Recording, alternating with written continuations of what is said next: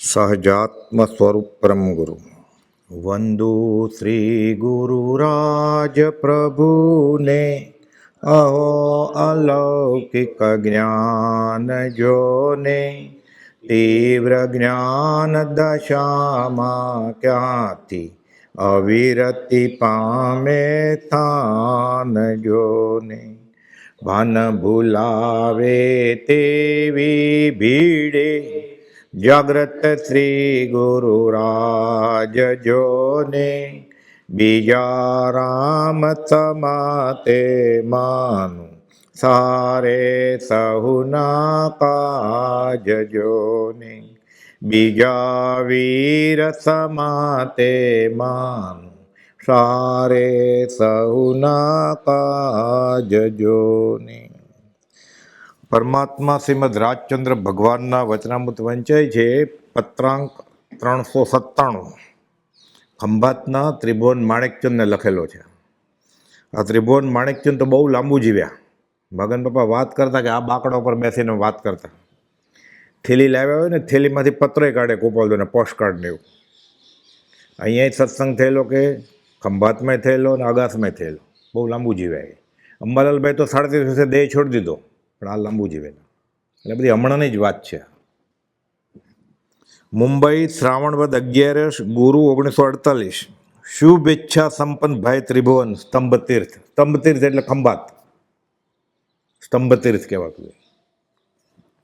શુભ ઈચ્છા સંપન્ન, એને ઈચ્છા હવે શુભ થઈ છે, છૂટવાની ઈચ્છા થઈ છે।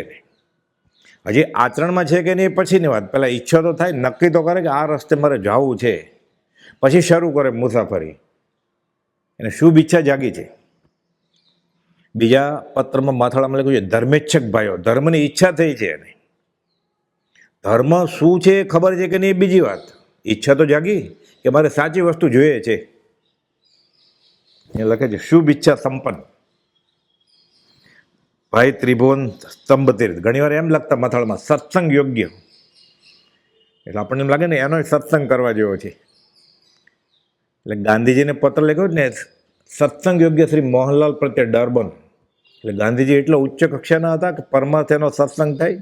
હજી સત્સંગ યોગ્ય, તમારે સત્સંગને યોગ્ય છો, જરૂર છે તમારે સત્સંગની, એમ હજી તમારે સત્સંગની જરૂર છે, એટલી યોગ્યતા છે એટલે તમે સત્સંગ લ્યો, બોધ પામો તો માર્ગની પ્રભાવના થાય। પછી અહીંયા કહે છે શુભ ઈચ્છા સંપન્ન, એટલે કૃપાદેવે જોખીને વચનો મૂક્યા છે, લખ્યું છે વિના દીવાના પણ કલમ ચલાવીએ છે। એટલે કોણ મુમુક્ષુ છે સામે એ પ્રમાણે સૌભાગભાઈ તો લખે પરમ સ્નેહી, પરમાર્થના અખંડ નિશ્ચયી, એમ લખે।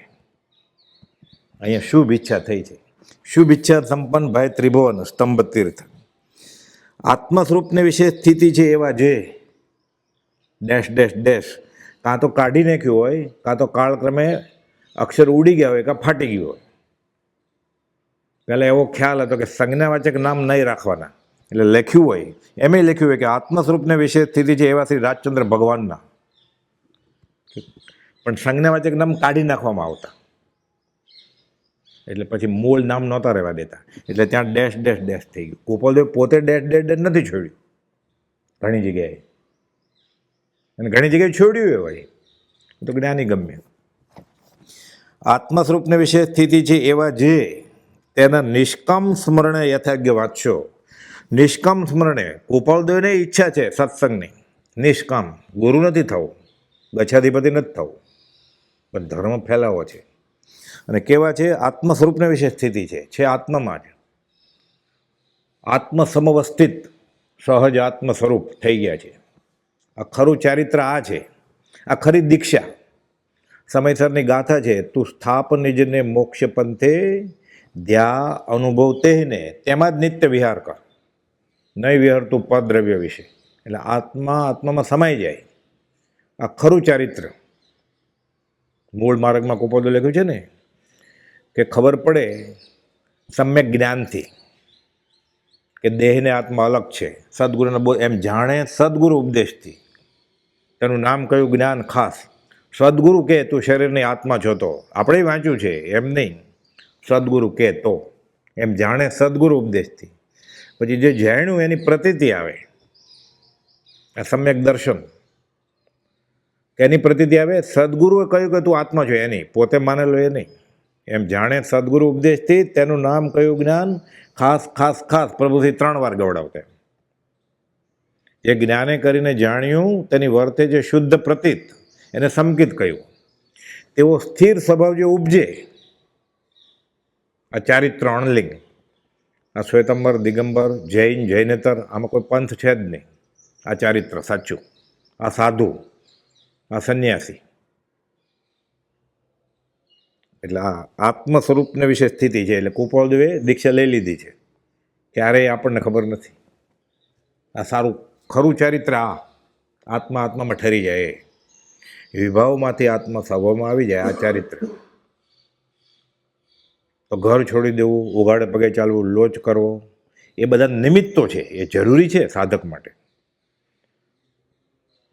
પણ ઘણા જ્ઞાનીઓ પૂર્વના સંસ્કારને પૂર્વની આરાધનાથી આવ્યા હોય, એને આવા બાહ્ય નિમિત્તની જરૂર ન પડે. ગમે તેવા બાહ્ય નિમિત્તમાં એ સમાધિમાં જ રહે. એણે તો લખ્યું છે 324માં, ચોતરફ ઉપાધિની જ્વાળા ભડકે બળે છે, પરમ જ્ઞાની સિવાય કોઈ ત્યાં સમાધિ રાખી શકે નહીં. અમને રહે છે, આશ્ચર્ય છે. એટલે ગોપાલ તો જ્ઞાની નથી, પરમ જ્ઞાની છે. એટલે આ ખરું ચારિત્ર, આ દીક્ષા લીધી ગોપાલ તો લઈ લીધી છે. આત્મ સ્વરૂપને વિશે સ્થિતિ છે એવા જે તેના નિષ્કામ સ્મરણે યથાયોગ્ય વાંચો. પણ આપણું એક પ્રકારનું મહાત્મ્ય મગજમાં બેસી ગયું હોય, એકાંતે ખોટું નથી. એટલે કુનકુન આચાર્ય મારે કહે છે કે મારા દુશ્મનને દ્રવ્ય દીક્ષા ન હોજો, બહારથી વેશ બદલી લેશે. અને આત્મા ભણી દ્રષ્ટિ નહીં હોય તો આ દ્રવ્ય દીક્ષા થઈ ને ખાલી. તો મારા દુશ્મનને સજા ભલે ગમે એ મળે, આવી સજા નહીં આપતા, દ્રવ્ય દીક્ષા નહીં આપતા. એટલે અંતરંગ દશા હોય તો બાહ્ય દશા તો આવે જ ઉદયના યોગે. બાહ્ય હોય અને સાચી શ્રદ્ધા ન હોય તો આવે ન આવે. એટલે મહાત્મ્ય આનું છે. એટલે કહે છે આત્મ સ્વરૂપને વિશે સ્થિતિ છે એવા જે તેના નિષ્કામ સ્મરણે યથાયોગ્ય વાંચો. તે તરફના આજે ક્ષયિક સંકિત ન હોય એ વગેરે સંબંધી વ્યાખ્યાનના પ્રસંગનું તમ લિખિત પત્ર પ્રાપ્ત થયું છે. તે તરફના એટલે ક્યાં, ખંભાત તરફના. એટલે કુપાલદેવને ક્ષયિક સંકિત છે એમ અંબાલાલભાઈ, ત્રિભુવનભાઈ બધા ચર્ચા કરે તો ત્રિભુવનભાઈ અપાશ્રમમાં જઈને કહી આવ્યા કે અમારી પાસે જે જ્ઞાની છે ને એને ક્ષયિક સંકિત છે. એટલે ત્યાં ચર્ચા ચાલી કે શાસ્ત્રમાં તો ના પાડે છે કે આ કાળે ના હોય, અને એમાંય તમે જેને જ્ઞાની કહો છો એ તો વેપારી છે, એટલે હોય જ નહીં ક્યારે. એટલે ત્રિભુવનભાઈ કુપાલદેવને પત્ર લખ્યો કે આ બધા માનતા નથી ને આમ કહે છે. એટલે કુપાલદેવ અમે ક્યારે કહેલું કે તમે કહેજો કે અમે જ્ઞાની છીએ. એટલે કહે છે તે તરફના આજે ક્ષયિક સંકિત ન હોય એ વગેરે સંબંધી વ્યાખ્યાનના પ્રસંગનું તમ લિખિત પત્ર પ્રાપ્ત થયું છે. ત્યાં શાસ્ત્રમાં વંચાય છે, અમુક શાસ્ત્ર કાઢીને કે આજે શાસ્ત્રમાં લખીએ. એ શાસ્ત્ર કોણે લખ્યું છે, એમાં સુધારો થયો છે, વધારો થયો છે, ઘટાડો થયો છે, કુધારો થયો છે, અથવા એનો આશય, સત્પુરુષનો આશય એ ખબર નથી કે આ કયા ભાવથી લખેલું છે, કોના માટે લખેલું છે. એટલે શાસ્ત્ર પણ શાસ્તા પુરુષ સમજાવે તો કામનું. શાસ્ત્રના કોઈ પણ વચનનો અર્થ સત્પુરુષ કરે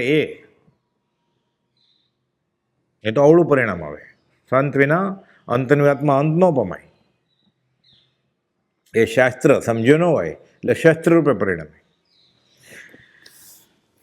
જે જીવો તે પ્રકારે પ્રતિપાદન કરે છે અને ઉપદેશે છે, બધા આવ્યા હોય ને ઉપદેશ આપે, સાધુ હોય, ગુરુજી હોય, કે આ કાળે એક ક્ષયિક સંકિત ન હોય, બેન્ચ પછાડીને બોલે, જાણે જીતી ગયા, ક્યાંક બળી ગયું મોટું, લુંજુ હાથમાં લાગી ગયું. અને તે સંબંધી વિશેષપણે જીવોને પ્રેરણા કરે છે કે આ તો દ્રઢ કરજો કે આ કાળે હોય જ નહીં. એમાં પોતાને સાંભળવાનો ફાયદો શું ન હોય તો? એમાં બહુ શક્તિ વાપરે. એટલે કહે છે તે જીવો જો તેટલી પ્રેરણા ગવેષણા જીવના કલ્યાણને વિશે કરશે તો તે પ્રશ્નનું સમાધાન થવાનો ક્યારેક પણ તમને પ્રસંગ પ્રાપ્ત થશે. આમાં જે એટલી બધી મહેનત કરીને આ પ્રચાર કરવામાં અને પ્રસાર કરવામાં કે આ કાળે ક્ષયિક સંકિત ન હોય, ગુરુઅર્થને જ્ઞાન ન હોય, એટલી મહેનત આત્મા માટે કર્યો તેણે કે મારું કલ્યાણ કેમ થાય, જીવના કલ્યાણને વિશે કરશે એટલી મહેનત. તો જ્ઞાન થઈ ગયું હોત, સંકિત થઈ ગયું હોત. આ ખોટું સાબિત કરવા માટે પોતાના મન વચન કાયા અને યોગ વાપરે છે, બધી શક્તિ વાપરે છે. હાથમાં કંઈ આવતું જ નથી. સાથે શું થાય છે? જ્ઞાનીની આશાતના થાય છે, નુકસાન વરે છે ધર્મના નામે. એ કે તમે ન બોલતો તોય ચાલત, મને ખબર નથી કંઈ. આટલી જ પ્રેરણા ગવેષણા જીવના કલ્યાણને વિશે કરશે તો તે પ્રશ્નનું સમાધાન થવાનો ક્યારેક પણ તમને પ્રસંગ પ્રાપ્ત થશે. અને આ પ્રશ્ન આ કાળે હોય કે ન હોય એ એને ખબર પડી જશે પછી. જો આત્મકલ્યાણ માટે મહેનત કરી હોત તો એને બદલે અવળી દિશામાં મહેનત કરી, જ્ઞાનીને અને જ્ઞાનીની દશાને ખોટી સાબિત કરવામાં મહેનત કરી આટલી બધી. તે જીવો પ્રત્યે દોષ દ્રષ્ટિ કરવા યોગ્ય નથી. દોષ દ્રષ્ટિ નહીં કરતા કે એની સાથે દ્વેષ નથી કરવો. દયાપાત્ર છે, નિંદાપાત્ર નહીં. નિષ્કામ કરુણાએ કરી માત્ર તે જીવો જોવા યોગ્ય છે કે આ જીવો અહીંયા છૂટવાની જગ્યાએ બંધાય છે. પણ આપણે સાધકની ભૂમિકામાં આ દશામાં આપણે ચેતવાનું પ્રભુ આવા લોકો સાથે બેસવું નહીં. તમારે ધર્મની વાતમાં નિમિત્તથી દૂર વહી જવાનું. નહીં તો વધારે તર્ક કરે, વધારે દલીલ કરે, વધારે ક્ષયોપશમ હોય. બોલાને થોડીક શ્રદ્ધાથી હોય ને એમાં ઉખાડી નાખે એને. થોડું ઘણું આવ્યું હોય ને ભૂસી નાખે. એટલે પ્રભુથી કહેતા ગરોળું નાખી દેશે ને એવું ઉમેલે મારા કરશો કે પછી સાતપાત થશે કે પછી. એને તો સમજવું જ નથી. અને એ તાર્કિક હોય તો સામેવાળાને સમજાવી દે ઊંધું. ઓલો બિચારો ભોળો બાળો વતલા દડે આવ્યો હોય મંદિરમાં, એને ઊંધર વાડે ચડાવી દે. પોતે તો ડૂબે, એને યાર બીજાને લેતો જાય. એટલે પ્રભુશ્રીજી કહેતા પડ્યો પોદળો હારે માટી લેતો જાય. ગાય ભેંસનો પોદળો હોય ને, પડ્યો પોદળો હારે માટી લેતો જાય. પછી પોતે તો ડૂબે, હારે બીજાને લેતો જાય. એટલે ઘણું કરીને અધ્યાત્મની બાબતમાં, પરમાર્થની બાબતમાં આવા લોકો સાથે ઉઠક બેઠક રાખવી નહીં એમ આજ્ઞા. એ એને રસ્તે, આપણે આપણો રસ્તે. દુકાન લઈને બેઠા હો તમે તો કોઈ પણ આવે, મુસ્લિમે આવે, ક્રિશ્ચિયને આવે, કડિયા કુંભાર લુહાર કોઈ પણ આવે કે દૂધ આપો, એટલું કરિયાણું આપો, ગોળ આપો. આ પરમાર્થની બાબતમાં કોની સાથે કેટલી વાત કરવી, ઉઠક બેઠક રાખવી એ બહુ અગત્યનું છે.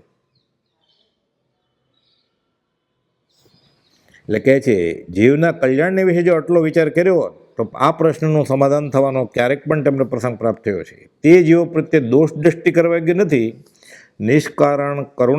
નિષ્કામ કરુણાએ કરી માત્ર તે જીવો જોવા યોગ્ય છે.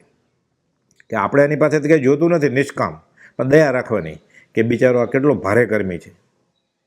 પણ એ તો જ્ઞાની, આપણે દૂર રહેવાનું નિમિત્તથી. કોઈ પ્રકારનો તે સંબંધી ચિત્તને વિશે ખેદ આણવો યોગ્ય નથી. તે પ્રસંગે જીવે તેમના પ્રત્યે ક્રોધાદિ કરવો યોગ્ય નથી. કે જાઓ ઝઘડો કરો એની સાથે, એ નહીં, બોલવાનું જ નહીં, લટક સલામ દૂરથી. તે જીવોને ઉપદેશે કરી સમજાવવાની કદાપી તમને ચિંતા થતી હોય, એટલે ત્રિભુવનભાઈને કહે છે કે તમને એમ હોય કે તમે એને ઉપદેશ આપીને સમજાવી દો સાચું કે આ કાળે હોય ક્ષયક સંપિત, તો પણ તે માટે તમે વર્તમાન દશાએ જોતા તો નિરૂપાય છો. તમે ગૃહસ્થ છો કે અને તમારી પાસે એટલો બધો ક્ષયોપશમ નથી, એટલી બધી તર્ક શક્તિ નથી, સામેવાળો માને એમ નથી, તો તમે નિરૂપાય છો. તો શું કરવાનું? માટે અનુકંપા બુદ્ધિ કે સવી જીવ કરો શાસન રસે, બધાનું ભલું થાવ, સબકા ભલાઓ, સર્વેત્ર સુખીને સંતુ, એ એને રસ્તે, આપણે રસ્તે. અનુકંપા બુદ્ધિ અને સમતા બુદ્ધિએ તે જીવો પ્રત્યે સરળ પરિણામે જોવું તેમજ ઈચ્છવું, અને તે જ પરમાર્થ માર્ગ છે એમ નિશ્ચય રાખવો યોગ્ય છે. તુંડે મતિ ભિન્ના, એને જે માનવું હોય માને, પણ એને જે બધું સરખું એમ કરીને હારે બેસી નહીં જવાનું પછી, એટલે એનો રંગ લગાડી દે આપણને. એ તો ઘડે એમ કે આપણે બધું સરખું. આ સમદર્શિતાનો પ્રકાર નથી. 837માં પત્રમાં કોઈ બધું લાંબો પત્ર લખ્યો છે કે સમદર્શિતા એટલે શું? સાચાને સાચું કે ને બોધે, ખોટાને ખોટું કે ને નિષેધે, એ આ ખોટી વાત છે, અમે સહમત નથી. પણ ન માનવું હોય તો કાંઈ નહીં, એને રસ્તે. હા, માથું ધોણાવવાનું નહીં, બધામાં વિનય કરવાનો. વિનય ન આમાં આશાત ન થાય જ્ઞાનીની. અવિનયને નથી કરવો, એ એને રસ્તે. એટલે કહે છે કે સમતા બુદ્ધિએ, અનુકંપા બુદ્ધિએ તે જીવો પ્રત્યે સરળ પરિણામે જોવું હાલ તેમને જે કર્મ સંબંધી આવરણ છે એ બધાને જ આવું બોલે છે ને, એને કર્મનું આવરણ આવ્યું છે.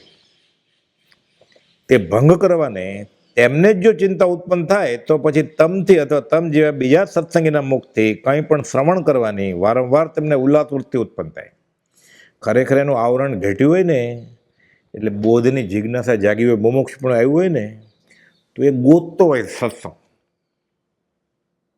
કે સાચી વસ્તુ ક્યાં છે. એ ઝંખતો હોય, શોધે સદગુરુ યોગ કે આનો અર્થ શું છે, આ વચનનો અર્થ શું છે. ગોપાલદેવ એમ કેમ કહ્યું છે હું ભગવાન છું? હજી તો ઝવેરી હતા, એમ કેમ કહે છે કે હું સર્વ પ્રકારે સર્વજ્ઞ છું, હું બીજો મહાવીર છું, એમ કેમ કહે છે? તો ઝંકે, જાણવું હોય એને. એટલે કે તમ જેવા બીજા અંબાલાલભાઈ એને સમજાવશે કે એને ઈચ્છા થશે તો. પણ હજી બહુ ભારે કર્મી છે કે કર્મ સંબંધી આવરણ છે. આ ભંગ કરવાને તેમને જો ચિંતા ઉત્પન્ન થાય કે મારું આ આવરણ કેવી રીતે ટળે, તો એ ગોતશે ને સાંભળે છે પછી તમને કે અંબાલાલભાઈને કે તમે આગમનો આટલો બધો અભ્યાસ કર્યો છે, બધો ધંધો છોડી દીધો અને આને માનો છો, તો આ પુરુષનું શું છે? પછી અંબાલાલ કહે ને કે મેં આ જોયું છે, તો અહોભાવ હોય પછી પોતે વળગે કે મને વચન આપો. જેઠાભાઈ વાંચતા હતા, બતાવ્યું અંબાલાલભાઈ કે મને આપો, હું સરનામું લખી લઉં. કે એને જો એવી ફિકર હોય પોતાના આવરણ ભંગ કરવાનો, તો એને ચિંતા ઉત્પન્ન થશે તો તમને કે તમારી જેવા બીજા સત્સંગી એટલે અંબાલાલભાઈને મળશે. પણ તમારું માનતા નથી અને તમારી એ દશા નથી એને સમજાવવાની, તો હમણાં મૌન રાખો કે. એટલે ગમે તેની પાસે જઈને ગોપાલદેવની વાત નહીં કરવા માંડવાની, ગમે તેની પાસે જઈને આત્મસિદ્ધિ નહીં આપી દેવાની કે આ વચનામૃત વાંચવા માંડો, આત્મસિદ્ધિ લ્યો, એને પ્રભાવ ન કરવા માંડે. એટલી બધી સસ્તી વસ્તુ નથી કે બધાને અપાયા. એ ઘણા એમથી હું ધર્મની પ્રભાવ ના કરું છું. 2 વાર માગે પછી જોવાનું, પછી બતાવવાનું, સરનામું આપવાનું કે અહીંયા મળે છે, આપણે નહીં આપી દેવાનું. એને ખરેખર ઝંખના જાગીએ છે તે લઈ આવશે ને જઈને, આપણે આપી દઈએ, એને ન ગમે રદ્દી મૂકી દઈએ. બીજા સત્સંગીના મુખથી કંઈ પણ શ્રવણ કરવાની વારંવાર તેમને ઉલ્લાસ વૃત્તિ ઉત્પન્ન થાય અને કોઈ આત્મ સ્વરૂપ એવા સત્પુરુષને જોગે, પછી ગોપાલદેવ ખંભાત આવે ત્યારે એને મળે. એમ નથી કહેતા હું આવું ત્યારે. કોઈ આત્મ સ્વરૂપ એવા સત્પુરુષને જોગે એ પ્રભુશ્રીજી ઓળખી ગયા છે, પ્રભુશ્રીજી મળે એને. એ પ્રભુશ્રીજી એમ કહેતા હોય કે આ સાધુ વટલી ગયા છે, એને કોણ સમજાવે પછી? એટલે ગોપાલદેવ ત્રિભુવનમાં કહે તમે મૌન રાખો, હમણાં અમારા વિશે કહો નહીં કંઈ. કોઈ આત્મ સ્વરૂપ એવા પુરુષ સત્પુરુષને જોગે માર્ગની પ્રાપ્તિ થાય. એ યોગબળ હોય સત્પુરુષનો. તો ગોપાલદેવ આવ્યા, અંબાલાલભાઈના પિતાએ એમ કહ્યું કે અમારા ઘરમાંથી નવકાર કાઢી નાખ્યો તમે. તો ગોપાલદેવનું યોગબળ હોય, શાંતિથી ગોપાલદેવ ઊભો હોય, પછી સવળી આવી જાય. તો આપણી પાસે એટલું યોગબળ ન હોય કાંઈ. એટલે આપણે તો જેને આ માર્ગમાં રુચિ હોય, એવું લાગતું હોય, તપાસવાનું ને પછી એની સાથે ભક્તિ કરવાની. એટલે ડામર ચોપડી દે આપણને, વધારે તાર્કિક હોય તો. એટલે થોડી ઘણી શ્રદ્ધા થઈ હોય ને એ વહી જાય પછી. એટલે પરમાર્થમાં ગમે તેની સાથે ઉઠક બેઠક રખાય નહીં કાંઈ કે અમે તો તમે આ કરો છો, તમને કંઈ ફાયદો થયો, અમે તો આ કરી છે, કેટલો બધો લાભ થયો. આ બિચારો વ્યવહાર માટે જાય બળી જાય એમાં. એટલે સાચા પુરુષને છોડી દે, સાચા પુરુષને વચન નહીં છોડી દે. અને પછી મંત્ર આપે, દોરો ધાગો આપે,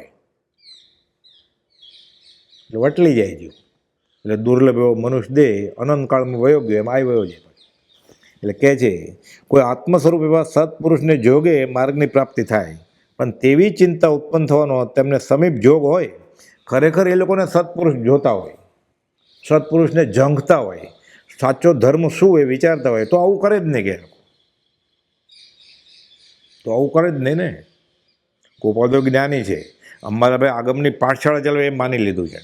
ત્રિભુવનભાઈ મોટું કુટુંબ એણે માની લીધું છે.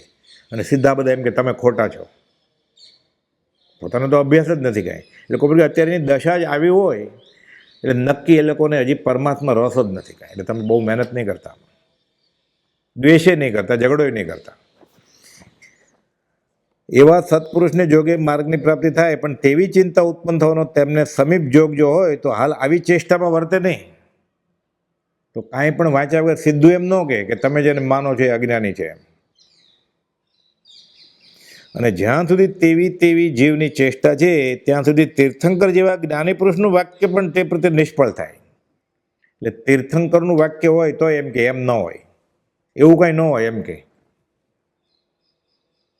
તો અહીંયા તો કોપલદુનો ઉદય ગૃહસ્થ તરીકે જોવે કે આ તો ઝવેરી છે તરત જ.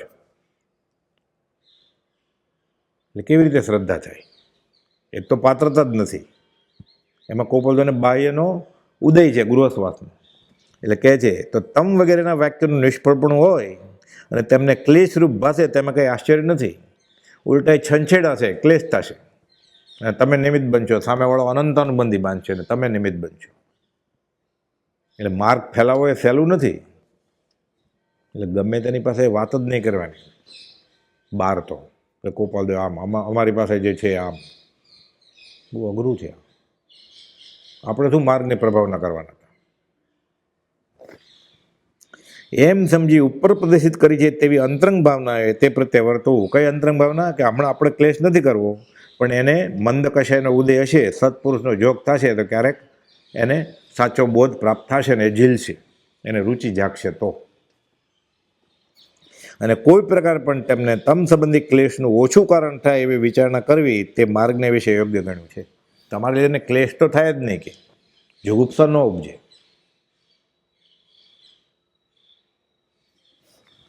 વળી બીજી એક ભલામણ સ્પષ્ટપણે લખવી યોગ્ય ભાષા છે, માટે લખીએ છીએ તે કે આગળ અમે તમ વગેરેને જણાવ્યું હતું કે અમારા સંબંધી જેમ બને તેમ બીજા જેવો પ્રત્યે ઓછી વાત કરવી. બીજી વાત તો એ કે તમને ત્યાં જઈને કહેવાનું કોણે કહ્યું કે અમે શાયક સંકિત છે અમને? અમલભાઈને કોપલદેવ કહ્યું હોય, ત્રિભુવનભાઈ સાથે એટલે કહી આવ્યા. એમને પહેલાંય અમે તમને કહેલું કે અમારા વિશે બહુ પ્રસિદ્ધમાં અમે આવી એવું નહીં કરતા, અમારે એકાંત જોઈએ છે, અમારે બાહ્યથી ઉપદેશક પણ હજી નથી, પાટ ઉપર બેસીને બોધ આપીએ એવું. જે ઓળખી ગયા છે એને આપે છે. તો ત્યાં કેમ તમે જઈને કહો? પહેલાંય અમે તમને કહ્યું છે કે વળી બીજી એક ભલામણ સ્પષ્ટપણે લખવી યોગ્ય ભાષે છે, માટે લખીએ છીએ તે કે આગળ અમે તમ વગેરેને જણાવ્યું હતું કે અમારા સંબંધી જેમ બને તેમ બીજા જેવો પ્રત્યે ઓછી વાત કરવી. તે અનુક્રમમાં વર્તવાનો લક્ષ્ય વિસર્જન થયો હોય એટલે હમણાં ભૂલી ગયા છો તમે, એટલે બધાને કહેવા માંડ્યા પાછા. તો હવેથી ફરીવાર સ્મરણમાં રાખશો, પાછા યાદ રાખજો કે અમારા સંબંધી અને અમારાથી કહેવાયેલા કે લખાયેલા વાક્યો સંબંધી એમ કરવું યોગ્ય છે. કોપલ કહ્યું હું બીજો મહાવીર છું, ત્યાં જઈને કહે આવે કે હું બીજો મહાવીર છું. અમારા લખાયેલા વાક્યો સંબંધી હું સર્વ પ્રકારે સર્વજ્ઞ છું, ત્યાં કહે આવે એટલે ભડકે ને બધા, હું બીજો મહાવીર છું. એટલે 25માં તીર્થંકર આવ્યા. કોપલદુની હયાતીમાં બધા એમ કહેતા હતા કે પોતાને 25માં તીર્થંકર કહે છે.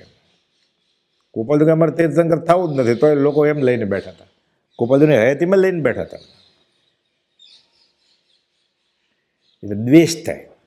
જગત ગુણ અને પુણ્યનું દ્વેષી છે. સામેવાળાની ચડતી જોવે ને, બઢતી જોવે ને એટલે ઈર્ષ્યા થાય. એટલે શું કરે? પોતાની મોટી ન કરે લીટી, સામેવાળાને નાની ભૂસી નાખે.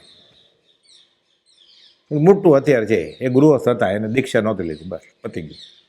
એટલે 10માંથી લગભગ 10 આ કાળમાં સંપ્રદાયમાં માનતા હોય ને તો હા બરોબર છે, દીક્ષા ક્યાં હતી? વેશ છે, ઉઘાડ પગ છે, લોચ કર્યો છે. આત્માની ઓળખાણ છે કે નહીં વાત જ નહીં, ચારિત્ર કેવું છે વાત જ નહીં. બાહ્ય દ્રષ્ટિ જોઈએ જ ને. અંતરદ્રષ્ટિથી રાજ નિહાળો, બાહ્ય દ્રષ્ટિ દુઃખદાય. હજી એવું જ થાય. આ સામાન્યમાં થઈ જાય. અને કોઈ વેશધારી આવે એટલે ઝૂકી જાય છે, બરફની જેમ ઓગળી જાય. પછી દોરો મળે, માદળિયું મળે, યંત્ર મળે, તંત્ર મળે, મંત્ર મળે. એટલે શ્રદ્ધા હોય ને એટલે એવું થાય જ ને. એટલે કે છે અમારા સંબંધી અને અમારાથી કહેવાયેલા કે લખાયેલા વાક્ય સંબંધી એમ કરવું યોગ્ય છે. એટલે આપતા નહીં કાંઈ. અમે જે પત્રો લખ્યા હોય તમારા માટે જ છે એમ, અને તેના કારણો તમને હાલ સ્પષ્ટ જણાવે તે યોગ્યતાવાળું નથી.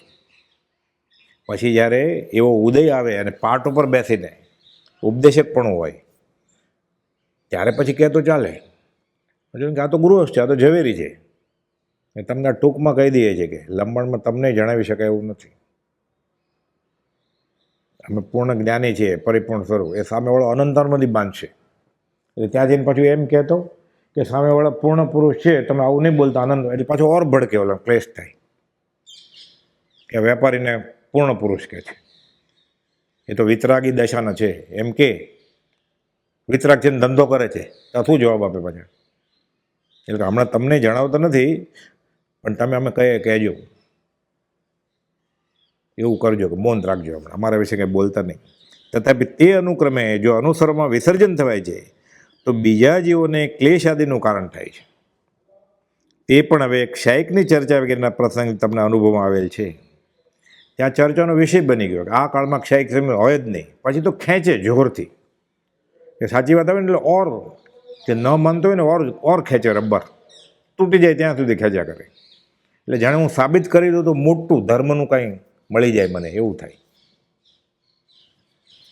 જે કારણો જીવને પ્રાપ્ત થવાથી કલ્યાણનું કારણ થાય, તે કારણોની પ્રાપ્તિ તે જીવોને આ બનો વિશે થતી અટકે છે. આ બધા વચનો મળ્યા હોય જ્ઞાનીના તો કલ્યાણ થઈ જાય, એને બદલે એ લોકોને તો આવું કરે છે એટલે અટકે છે. કેમ કે તે તો પોતાના અજ્ઞાનપણાથી નથી ઓળખાણ પડ્યું એવા સત્પુરુષ સંબંધીની તમ વગેરેથી પ્રાપ્ત થયેલી વાતથી તે સત્પુરુષ પ્રત્યે વિમુખપણાને પામે છે. ત્રિભુવનભાઈ વાત કરી કે જ્ઞાની છું, જો ખરેખર જ્ઞાની મળી જાય એ લોકોને, કે એના વચન મળી જાય તો એનું કલ્યાણ થાય એમ છે. ત્રિભુવનભાઈ વાત કરી એટલે ઉલટાનું વિમુખપણું પામે, ઉલટાનું નુકસાન થાય છે. અને તમારી એવી દશા નથી તો તમે મૌન રાખો, અમારા વિશે કહો નહીં કોઈને, આ તો કલ્યાણને બદલે અકલ્યાણનું કારણ થાય છે. એટલે આપણે કેટલું સજાગ રહેવું પડે. એટલે શ્રીમદ રાજચંદ્ર આશ્રમ મંદિર સત્સંગ હોય તે બરોબર, બહાર વાત નહીં કરવાની, જેટલી વાંચી હોય સાંભળી હોય બધી. ઓલું હોય છે ને, for private circulation only, private circulation માટે છે. પણ જે જિજ્ઞાસુ હશે, પાત્ર હશે, એ આવશે જ. મુમુક્ષુ હશે, ગોતતો હશે ને, મોક્ષની ઈચ્છા હશે તો કે ક્યાંથી મને મળે, એ શોધતો હશે. જે ધરાઈ ગયો છે, જેને મળી ગયું છે, એ તો આવવાનું જ નથી.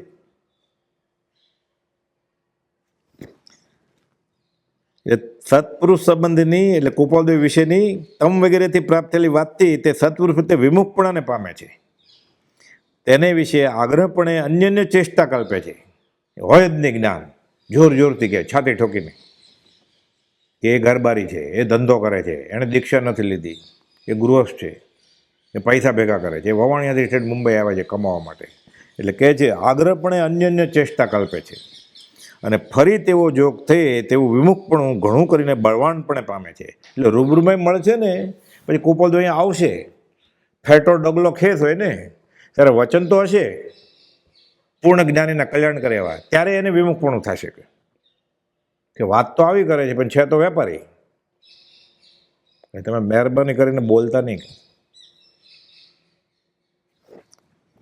એમ ન થવા દેવા, અને આ ભવને વિશે તેમને તેવો જોગ જો અજાણપણે પ્રાપ્ત થાય તો તે વખતે શ્રેયને પામશે એમ ધારણા રાખી અંતરંગમાં એવા સત્પુરુષને પ્રગટ રાખી બાહ્ય પ્રદેશે ગુપ્તપણું વધારે યોગ્ય છે. કદાચ પછી મંદકશાનો ઉદય છે એ લોકોને, અને કુપાલદેવ ખંભાત આવ્યા હશે અહીંયા ચરોતરમાં, એમ ભેટો થશે તો કુપાલદેવનું યોગ બળે કામ આવે, ત્યારે માની લેશે. એટલે ઉતાવળ નહીં કરો કે તમે અત્યારે તમે તો બોલતા જ નહીં, કે અમે આવશું ત્યારે એ પાત્ર હશે તો એને અમારો બોધ લાગુ પડશે. એટલે હમણાં અંતરંગમાં તમે ખુલ્લું કહી દે છે કે અંતરંગમાં એવા સત્પુરુષને પ્રગટ રાખી, તમે મનમાં તો માનજો જ કે અમે સત્પુરુષ છીએ. એટલે ત્રિભુવનભાઈને કહી દીધું કે હું સત્પુરુષ જ છું, તમે માનજો. ધર્મરાજના અંબારામને કહેજો કે વ્યવહારમાં બેઠા વિતરાગ છે. એટલે અંબાલાભાઈને ખબર પડી ગયા વિતરાગ છે. એ અંબારામ સમજે કે ન સમજે, અંબાલાલ તો સમજી ગયા ને. 167 પત્રમાં લખ્યું કે મુક્તાત્મા હોવાથી એને નામ ઠાંગ બામ નથી, એમ કહેજો એને નામ પૂછે તો. એટલે અંબાલાભાઈ તો સમજી જવાનું કે મુક્તાત્મા જ છે, ઓલા તો સમજે કે ન સમજે. એમ અહીંયા કહે છે કે અંતરંગમાં તે સત્પુરુષને પ્રગટ રાખજો તમે. એટલે કુપાલદેવને જ પ્રગટ રાખવાના છે, ત્રિભુવનભાઈને કહે. એટલે આપણે માટે પણ બાહ્ય પ્રદેશે ગુપ્તપણું રાખવું વધારે યોગ્ય છે, બહારથી નહીં કહેતા. કેમ આપણે માનીએ છીએ અને શું માનીએ છીએ એ કોઈને કહેવાની જરૂર નથી. વચનામૃત 37માં લખ્યું કુપાલદેવ જૂઠા પાઈને. એટલે બહાર કહેતું નથી ફરવાનું કાંઈ. અમે તો શ્રીમદ રાજચંદ્ર માનીએ છીએ. હાથી પદ્ધત ના નહીં, નાથી પદ્ધત પછી એને જિજ્ઞાસા જાગે, આપણને લાગે એને રસ જાગ્યો છે તો થોડુંક કહેવાનું કે લઈ આવવાનો અહીંયા, એટલે બેસે છે કે નહીં, જિજ્ઞાસા જાગે છે કે નહીં, એની બેળે નક્કી કરવા જોઈએ. અંતરંગમાં એવા સત્પુરુષને પ્રગટ રાખી બાહ્ય પ્રદેશે ગુપ્તપણું રાખવું વધારે યોગ્ય છે. તે ગુપ્તપણું માયા કપટ નથી. તો આ છળ કપટ ન કહેવાય કે મનમાં બીજું ને બોલો છો કંઈ બીજું. હેતુ માયા કપટનો નથી. આ સામેવાળાને છેતરવું નથી, કાંઈ સામેવાળો પાપ ન કરે એટલે આ કરવું છે. એ સત્પુરુષને ઓળખી જાય અને પામી જાય ને એ જ્ઞાન પામી જાય એટલે આપણને ઈર્ષ્યા નથી કાંઈ, તો માયા કપટ કહેવાય. કે પછી એ ધર્મ પામી જશે તો આપણી જેમ ઈર્ષ્યા થાય ને, તો ઈર્ષ્યા કહેવાય. આ તો એ આશાત્મક ન કરે એટલે આપણે આ કહેવું છે. એટલે હેતુ તમારો શું છે છૂપું રાખવાનો? માયા કપટ નથી. સામેવાળો પાપ ન કરે એ છે, પણ આપણને એમ થાય કે એ પામી જશે તો એ ઈર્ષ્યા માયા કપટ છે, તો પાપ લાગે પછી. એટલે કે અહીંયા બાહ્ય પ્રદેશે ગુપ્તપણું રાખવું વધારે યોગ્ય છે. તે ગુપ્તપણું માયા કપટ નથી, કારણ કે તેમ વર્તવા વિશે માયા કપટનો હેતુ નથી કાંઈ. તમારી તો ઈચ્છા છે કે એ કુપોદોને ઓળખે અને પામે સાચો ધર્મ. એટલે આપણે ઘણીવાર માયા કપટે કરતા હોય અને ઓલું કરતા હોય. એટલે એમ સાધક દશા એ સહેલી નથી કાંઈ. દિલનું ચોખ્ખાપણું હોવું જરૂરી છે, સરળપણું, તત્વ પામવાનું આ લક્ષણ છે. આ કુપોદે વચનામૃત 40માં લખ્યું છે, વિશાળ બુદ્ધિ, મધ્યસ્થતા, સરળતા અને જીતેન્દ્રિયતા. સરળપણું જોઈએ. એટલે છળ કપટથી કુપોદોને છુપા નથી રાખવાના કે અમારી પાસે આત્મસિદ્ધિ છે નહીં આપીએ એમ. પણ આપણને ખબર છે આશાત્મક છે એટલે નથી આપી, નહીં તો પ્રભાવના કરીને આપીએ આપણે. એટલે જેને રસ ન હોય ને એને આપણે પમાડી દેવું હોય, પછી આપણને એમ થાય આગળ નીકળી જાય છે, એટલે એને પછી એની ઈર્ષ્યા આવતી હોય આપણને. એટલે આપણે બે હોય. એટલે બહુ આ તો ખાંડાની ધાર ઉપર ચાલવા જેવું છે. આપણને બીજાની ઈર્ષ્યા આવતી હોય ધર્મમાં, એ આગળ નીકળી જશે તો માયા કપટ કહેવાય. એટલે કહે છે અહીં હેતુ માયા કપટનો નથી, તેના ભવિષ્ય કલ્યાણનો હેતુ છે કે પાપ ન કરે એના માટે છે. જે તેમ હોય તે માયા કપટ ન હોય એમ જાણીએ છીએ. જેને દર્શન મોહનીય ઉદયપણે બળવાનપણે વર્તે છે એવા જીવને માત્ર સત્પુરુષ આદિકની અવજ્ઞા બોલવાનો પ્રસંગ આપણાથી પ્રાપ્ત ન થાય એટલો ઉપયોગ રાખી વર્તવું. દર્શન મોહનીનો ઉદય છે એટલે હું શરીર છું એ જેને ખ્યાલ છે, અથવા આત્મા ને દેહ બે એક જ છે, અથવા દેહ જ આત્મા. એટલે મોહનીય મિથ્યાત્વ છે આ ગાઢ. જેને દર્શન મોહનીનો ઉદય છે એટલે જ્ઞાનીનો બોધ લાગુ પડતો નથી. કર્મ અનંત પ્રકારના, તેમાં મુખ્ય 8, તેમાં મુખ્ય મોહનીય અણાય તે કહું પાઠ. કર્મ મોહનીય ભેદ 2, દર્શન ચારિત્ર નામ. એટલે દર્શન મોહનીય ને ચારિત્ર મોહનીય. દર્શન મોહની કેનાથી અણાય? બોધથી. અને ચારિત્ર મોહની વિતરાગતાથી. તો દર્શન મોહનીનો ઉદય બળવાન છે એટલે બોધ લાગુ નથી પડતો. એ બોધ લાગુ પડશે તો દર્શન મોહની મોળી પડે નહીં. એવા જીવને માત્ર સત્પુરુષ આદિકને અવજ્ઞા બોલવાનો પ્રસંગ આપણાથી પ્રાપ્ત ન થાય એટલો ઉપયોગ રાખીને વર્તવું. પણ અહીં આવીને બેસી ગયો હોય તો આપણે કંઈ મૌન ન લેવાય, આપણે કર્યા કરવાનું. રસ ન હોય ને બેસી ગયો હોય તો કોપોદે સત્સંગ પણ રોજ થોડો આવશે પછી. એને રસ્તે, આપણે આપણા રસ્તે. જેને દર્શન મોહની ઉદયપણે બળવાનપણે વર્તે છે એવા જીવને માત્ર સત્પુરુષ આદિકને અવજ્ઞા બોલવાનો પ્રસંગ આપણાથી પ્રાપ્ત ન થાય એટલો ઉપયોગ રાખી વર્તવું એ તેનું અને ઉપયોગ રાખનારે બંનેના કલ્યાણનું કારણ છે. એટલે ત્રિભુવનભાઈને ફાયદો થશે અને સામેવાળાને ફાયદો થશે ઉપયોગ રાખીને વાત કરશે તો. કે એ જીવોને મંદકશયનો ઉદય હશે ત્યારે કુપોદો ખંભાતમાં હશે કાં તો વચન તો ઝીલી લેશે. અત્યારે દર્શન મોહનીય પ્રબળપણે છે એટલે બોધ લાગુ પડે એમ નથી. અને તમારી એવી દશા નહીં કે તમે એને સમજાવી શકશો. એટલે બેને નુકસાનનું કારણ થશે, ઓલું બેને ફાયદાનું કારણ થશે. એટલે ઉતાવળ નહીં કરો. ઉતાવળ એટલી કચાશ ને કચાશ એટલી ખટાશ. કાચું નહીં કાપી નાખો. અંબાલાલભાઈએ તો પત્ર લખી લીધા, સરનામું લખી લીધું પૂછીને, પછી એટલે કે હું પત્ર લખું એવી જિજ્ઞાસા હતી. તો જેઠાભાઈ કે હા લખો, જવાબ આપવો છે તો આપશે. ખાલી એ બોલ્યા જેઠાભાઈની એ જ દશા, તેને ખબર પડી જાય મુમુક્ષુ છે. એટલે આપણે પહેલાં વિચક્ષણતા વાપરવી પડે.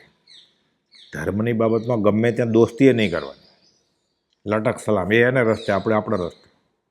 પણ જિજ્ઞાસાથી તો આવશે ને પાછો ફરી ફરીને.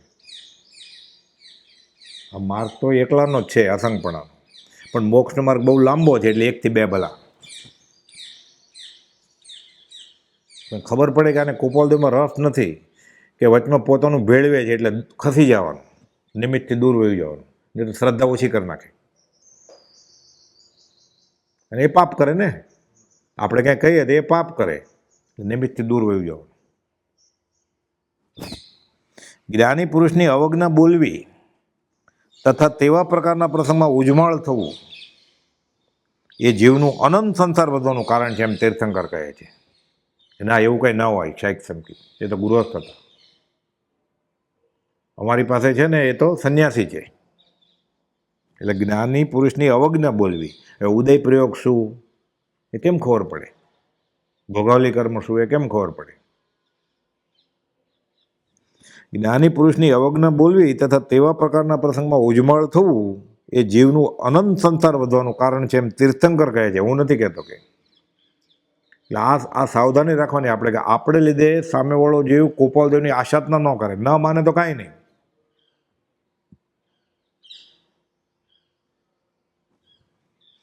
તે પુરુષના ગુણગ્રામ કરવા, તે પ્રસંગમાં ઉજમળ થવું અને તેની આજ્ઞામાં સરળ પરિણામે પરમ ઉપયોગ દ્રષ્ટિએ વર્તવું એ અનંત સંસારનો નાશ કરનારું કહે છે તીર્થંકર. કે જ્ઞાની પુરુષના ગુણગ્રામ કરવા, જ્ઞાની પુરુષના આવા પ્રસંગમાં ઉજમળ થવું અને તેની આજ્ઞામાં સરળ પરિણામે પરમ ઉપયોગ દ્રષ્ટિએ વર્તવું, એણે કહ્યું છે એમ જ. આ અનંત સંસારને નાશ કરનારું તીર્થંકર કહે છે. અને તે વાક્યો જીન આગમને વિશે છે. આ શાસ્ત્રમાં આ લખેલું છે કે, એટલે ત્રિભુવનમાં કરે છે બરોબર જ છે, ગુણગ્રામ ગાય. અને તમે અંદરો અંદર ગાઓ ગુણગ્રામ, કે ગુણગ્રામ ગાઓ પણ અંદરો અંદર ગાઓ, ત્યાં જઈને નહીં. નથી સાંભળવું તો નહીં. ઘણા જીવો તે વાક્યો શ્રવણ કરતા હશે, તથાપિ પ્રથમ વાક્યને અફળ અને બીજા વાક્યને સફળ કર્યું હોય એવા જીવો તો કચિત જોવામાં આવે છે. આવું બધું કરતા હોય પણ પાછી અહીંયા આવીને કુપાલ ઉપર કાદવ ઉડાડતા હોય, ત્યાં એ તો ગૃહસ્થ હતા, એનું ગુંઠાણું ચોથું જ હોય. આવે શ્રીમદ રાજચંદ્ર માર્ગમાં વચનામૃત જ વાંચતા હોય અને કુપાલદેવને માપે, એવું જ કરતા હોય બધા. એટલે બહુ ચેતવા જેવું છે. એટલે આ કાળમાં કોની સાથે કેટલું બોલવું, કેટલો વ્યવહાર વિદિત કરવો, 947માં કુપાલદેવે લખ્યું છે. બહુ ચેતવા જેવું છે. તો દેવું પતાવા આવ્યો ને દેવું વધી જાય, એટલે ઉતાવળ તો કરવાની જ નહીં. 2 વાર પૂછે, 3 વાર પૂછે, 17.5 ગરજ હોય તો, પછી ખબર પડે જિજ્ઞાસુ છે તો. એટલે જ્ઞાની પુરુષના અવર્ણવાદ જ બોલતો આવ્યો છે આજે. કોકે પૂછેલું કે મરુ માતાને નિગોદમાંથી કેળનો ભાવ થયો, અને કેળના ભાવથી માણસ થઈને કેવળ ગ્રંથિને મોક્ષે વહી ગયા, એમ કેમ? તો શાસ્ત્રમાં ખુલ્લો થયો, એને કોઈ સત્પુરુષની આશાતના નહોતી કરી. એટલે આપણે બધાએ અનંતકાલથી આજ સુધીમાં કેટલા સત્પુરુષની આશાતના કરી છે, એટલે આપણે રખડ્યા કરીએ છીએ. એટલે આ પ્રથમ વાક્યને સફળ એટલે અવર્ણવાદ બોલ્યા છીએ આપણે, અને બીજા વાક્યને અફળ એમ જેવી અનંતવાર કર્યું છે. એટલે જ્ઞાની પુરુષના ગુણગ્રામ ગાવાને બદલે આપણે અવર્ણવાદ બોલ્યા છીએ, આશાતના કરી છે. મરુ માતાને સત્પુરુષની આશાતના નહોતી, તરત જ છૂટી ગયા. આમ શાસ્ત્રમાં ખુલાસો છે કે નિગોદ કેળનો ભાવ તો એકેન્દ્રિય માણસ બનીને મોક્ષે. બ્રહ્મચાર્ય અમલ સમજાવ્યું છે. કેમ કે આપણે સત્પુરુષ પ્રત્યે અહોભાવ આવ્યો હોય, એટલે આજ્ઞારુચિ થયું હોય ને, આજ્ઞારુચિ સંકિત તો અત્યારે હોય જ નહીં ને આપણે. એટલે આપણે આ જ કર્યું છે, આ ભવે કર્યું હોય, આપણે ખબર જ ન હોય, દીઠા નહીં દોષ તો તારી એ કોણ ઉપાય. આ માર્ગમાં આવીને પછી એ કર્યું હોય, એને એમ હું ધર્મ કરું છું, એ આશાતના કરતો હોય, પોતે બગડેલો હોય, બીજાને બગાડતો હોય. એટલે બહુ ગહન છે આવા.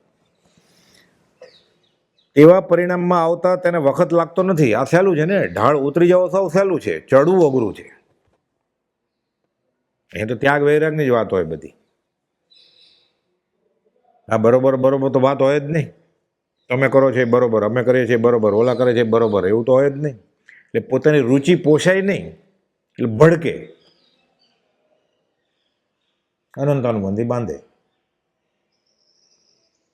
કાદવ ઉડાડે.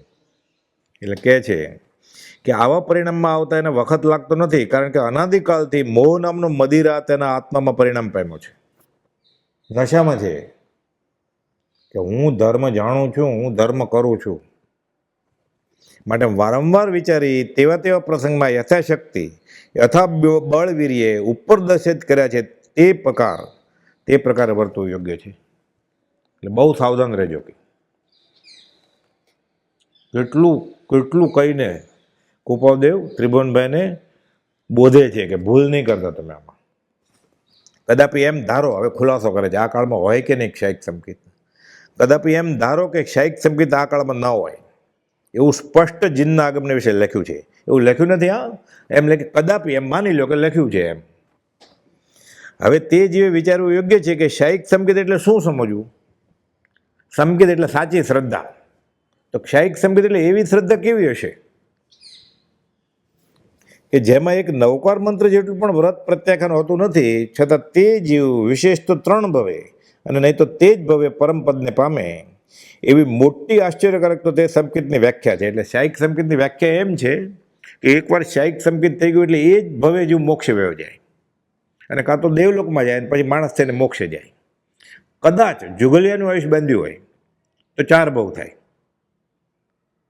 હજી નવકાર મંત્ર જેટલું વ્રત પચકાણે કાંઈ નથી. એ થાળી ધોઈને નથી પીતો, નવકાર મંત્ર નથી બોલતો,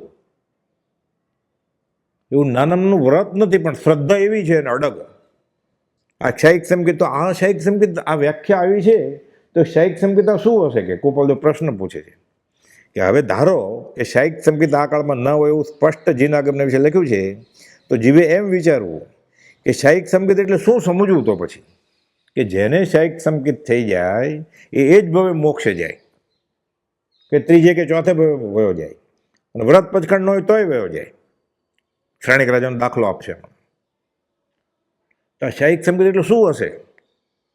ખાલી શ્રદ્ધા જ છે, તો કેવી એવી શ્રદ્ધા આગમ વિશે, એ તીર્થંકર પર, એ સત્પુરુષ પર. આ શ્રદ્ધા કેવી બળવાન હશે કે એટલી બળવાન શ્રદ્ધા આ કાળે હોય જ નહીં. શા માટે ન હોય? કરવાનું તો કાંઈ નથી, ખાલી શ્રદ્ધા જ કરવાની છે. તો આ કાળમાં શા માટે શ્રદ્ધા ન થાય? કોઈ બધો પ્રશ્ન ઉઠાવે છે. આ કાળે દીક્ષા ન લઈ શકે, ભલે માંસ ખમણ ન કરી શકે, ડુંગર ઉપર ન ઊભો રહી શકે, શ્રદ્ધા તો કરી શકે ને. એવી કેવી બળવાન શ્રદ્ધા છે કે આ કાળે થાય જ નહીં? એવી કેવી શ્રદ્ધા હોય કે આ કાળે ન થાય? એટલે એવું નથી એમ, આ કાળે થાય એટલે ક્ષાયિક સંકેતે થાય. મૂળ વાત એ છે અહીંયા, પણ કૃપાલદેવ સમજાવે છે એને. કદાપી એમ ધારો કે ક્ષાયિક સંકેત આ કાળમાં ન હોય એવું સ્પષ્ટ જીનના આગમને વિશે લખ્યું છે.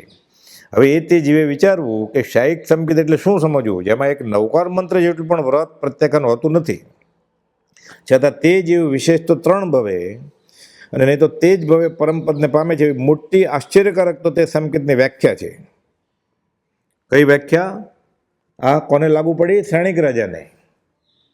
એક પણ વ્રત નહીં ને પચકાણ નહોતું એને, પણ ક્ષાયિક સંકેત એટલે ભગવાન મહાવીરની એની એવી શ્રદ્ધા હતી કે અત્યારે નરકમાં છે તોય હવે મનુષ્ય થઈ તીર્થંકર રૂપે જન્મશે, અને તીર્થંકર નામકરણ બાંધી લીધું છે. એટલે વ્રત નહીં, પચકાણ નહીં ત્યાગ વસ્તુ કોઈનો. મહાપદ્મ તીર્થંકર થશે. શ્રેણિક થાણંગ જોઈ લો, થાણંગ સૂત્રમાં લખેલું છે કે આવતી 24મીમાં મહાપદ્મ નામના તીર્થંકર થશે શ્રેણિક રાજા. ક્ષાયિક સંકેતના ધણી છે, પણ એક પણ વ્રત કે પચકાણ નહોતું. તો એની એટલી શ્રદ્ધા કેવી બળવાન હશે કે વ્રત પચકાણ વગર તીર્થંકર નામકર્મમાં ઉપાર્જન કરી લીધું એણે. દીક્ષા લીધા પછી નથી થતું આ. તો આ શ્રદ્ધા કેટલી બળવાન હશે, આ કેવી વ્યાખ્યા છે કે ક્ષાયિક સંકેતની. તો એવી શ્રદ્ધા આ કાળે શા માટે ન થાય? કે સંગઠન નબળું હોય તો શ્રદ્ધા તો થાય ને. અનુકૂળ બધા સંજોગો ન હોય, ઘરના કે સમાજના જ્ઞાતિના, તો મનમાં શ્રદ્ધા તો થાય ને કે આ શ્રદ્ધાનું બળ કેટલું હશે, એટલે આ શ્રદ્ધા કેવી હશે કે આ કાળે ન થાય. એટલે કહે છે નવકાર મંત્ર જેટલું પણ વ્રત પ્રત્યેકાનું હોતું નથી, છતાં તે જીવ વિશેષ તો 3 ભવે અને તો તે જ ભવે પરમપદને પામે એવી મોટી આશ્ચર્યકારક તો સંકિતની વ્યાખ્યા છે. ત્યારે હવે એવી તે કઈ દશા સમજવી કે જે શાયિક સંકિત કહેવાય? આ શ્રદ્ધા કેવી શ્રદ્ધા હશે કે એને શાયિક કહેવાતી હશે? ભગવાન તીર્થંકર વિશે દ્રઢ શ્રદ્ધા, એનું નામ જો શાયિક સંકિત ગણીએ, સ્થાનિક રાજાને આમ હતું કે ભગવાન મહાવીર વિશે એને દ્રઢ શ્રદ્ધા હતી. તો તે શ્રદ્ધા કેવી સમજવી કે જે શ્રદ્ધા આપણે જાણીએ કે આ તો ખચિત આ કાળમાં હોય જ નહીં, તો આ કાળે શા માટે ન થાય એવી શ્રદ્ધા? કોઈ બધો પ્રશ્ન પૂછે છે કે ના આ કાળે થાય, તો આ કાળે શાયિક સંકિત થાય ને. એટલે બધા ખોટા છે કે જો એમ જણાતું નથી કે અમુક દશા કે અમુક શ્રદ્ધાને શાયિક સંકિત કહ્યું છે, તો પછી તે નથી એમ માત્ર જીન આગમના શબ્દથી જાણવું થયું એમ કહીએ છીએ. એટલે તમે જેને આગમ કહો છો એમાં તમે વાંચી લીધું કે નથી એ? ના, શ્રદ્ધા તો ગમે તેવી થાય આ કાળે, ભલે વ્રત પચકાંડ ન હોય. એનો તમે જે વાંચ્યું એ ખોટું છે ને. તો પછી હવે એમ ધારો કે તે શબ્દો બીજા આશય કહેવાયા છે. કોઈક જીવને કોઈક ભૂમિકામાં ક્યારેક કોઈક જ્ઞાની એવું કહ્યું હશે, ક્યારેક એ લખાઈ ગયું નિયમ તરીકે.